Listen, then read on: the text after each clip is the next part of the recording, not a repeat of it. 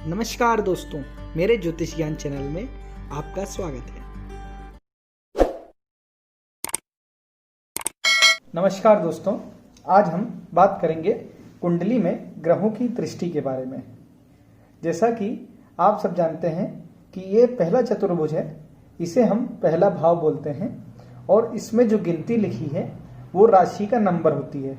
जैसे इधर 4 नंबर लिखा है तो इधर 4 नंबर पे कर्क राशि होती है। कर्क राशि का स्वामी चंद्रमा होता है। ठीक है दोस्तों, ये जो नंबर है ये फिक्स नहीं रहते हैं, भाव फिक्स रहते हैं, नंबर फिक्स नहीं। हो सकता है आप किसी की कुंडली देखें तो यहाँ 2 नंबर लिखा हो, 1 से लेके 12 के बीच में कुछ भी नंबर लिखा हो सकता है। फिर उसके बाद आगे गिनती जो रहती है वो उसी प्रकार से रहेगी। जैसे 4 है तो 5 है, 2 है तो 3 है, इस प्रकार से। आज हम जो बताने वाले हैं वो दृष्टि है। कुंडली में ग्रहों की क्या दृष्टि होती है। सबसे पहले हम पहले ग्रह पे आते हैं, वो है सूर्य। सूर्य मान लेते हैं कि ये पहले भाव में बैठा है और यहाँ जो राशि बैठी है वो बैठी है कर्क राशि। अब सूर्य के पास सिर्फ एक दृष्टि है, वो है 7वें नंबर, मतलब सीधे दृष्टि होती है। अब 7वीं दृष्टि का मतलब आपको 7 भाव आगे गिनना है। जहां बैठा है उस भाव को मिलाकर 7 भाव आगे गिनना है। जैसे सूर्य पहले भाव में बैठा है तो पहले भाव से गिनते हैं 1 2 3 4 5 6 7। सूर्य पहले भाव पर बैठ के 7वें भाव पर दृष्टि रखता है।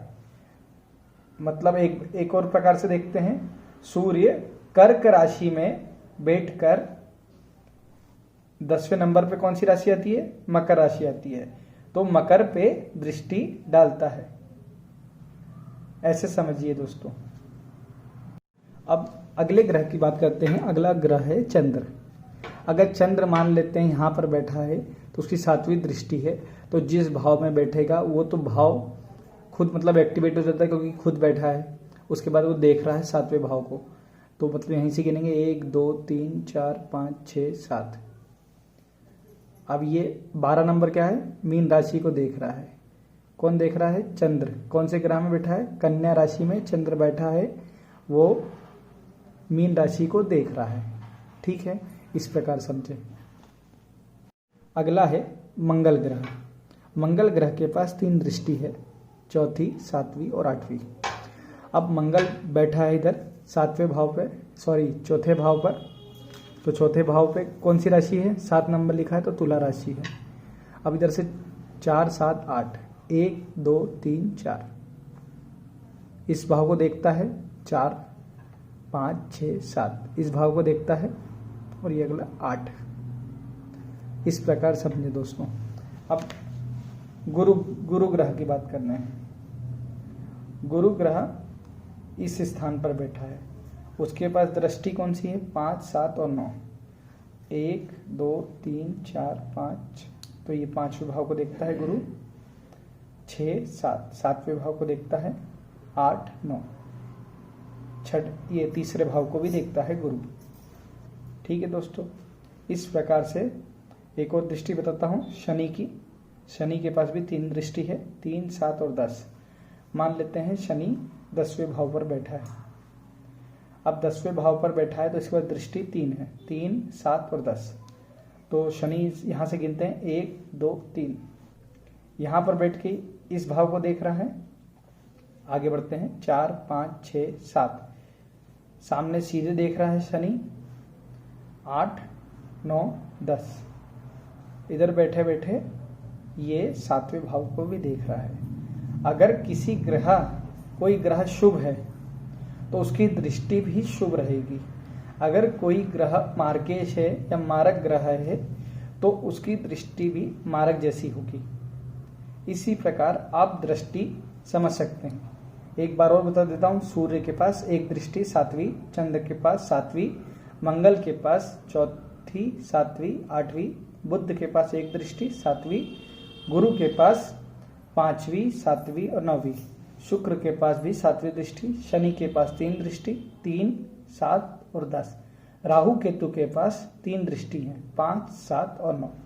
इसी प्रकार आप देख सकते हैं कि कौन सा ग्रह कौन से भाव को देख रहा है। अगर वो अच्छा है कुंडली में तो वह अच्छे रिजल्ट देगा, उसकी दृष्टि भी अच्छी रहेगी। तो अगर वो मार्केश है, मारक ग्रह है, तो वो जिस भाव को देखेगा तो उस भाव की हानि करेगा। जैसे सूर्य मान लेते हैं यहाँ अच्छे फल दे रहा है, मतलब अच्छा है, योग कारक है, तो ये 7वें भाव को देखता है।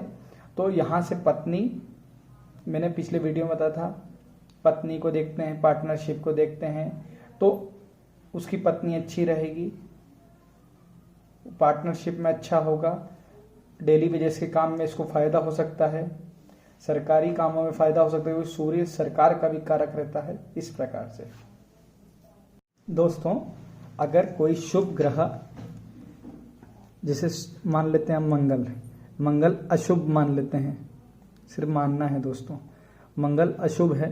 अब मंगल के पास 3 दृष्टि है, 4, 7, 8, तो मंगल जहां जहां बैठा है वहां की तो हानि करेगा ही, लेकिन ये जहां देखता है वहां पर भी हानि करेगा।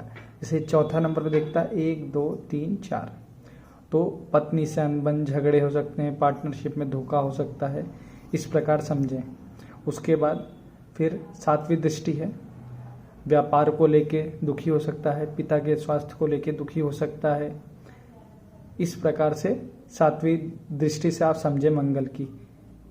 अब एक और दृष्टि है 8वीं, जो ये इच्छा पूर्ति का घर है, बड़े भाई बहन का घर है, ये रोजगार में प्रॉफिट जो होता है उसका घर है, तो उसमें भी हानि हो सकती है, क्योंकि मंगल अपनी गलत दृष्टि से ये भाव को देखता है। इस प्रकार समझना चाहिए दोस्तों। अच्छा ग्रह हमेशा अच्छे रिजल्ट देगा और बुरा ग्रह बुरे रिजल्ट देगा। बुरे ग्रह की दृष्टि भी बुरी होगी, अच्छे ग्रह की दृष्टि भी अच्छी होगी। हम आगे वाले वीडियो में आपको और डिटेल में बताएंगे। दोस्तों, ये थी कुछ ग्रहों की दृष्टि के बारे में जानकारी। आशा करता हूँ आपको पसंद आई होगी। मेरे चैनल से जुड़े रहिए, इसमें हम बेसिक्स से लेके आपको एक्सपर्ट एस्ट्रोलॉजी तक सिखाएंगे। जय माता जी।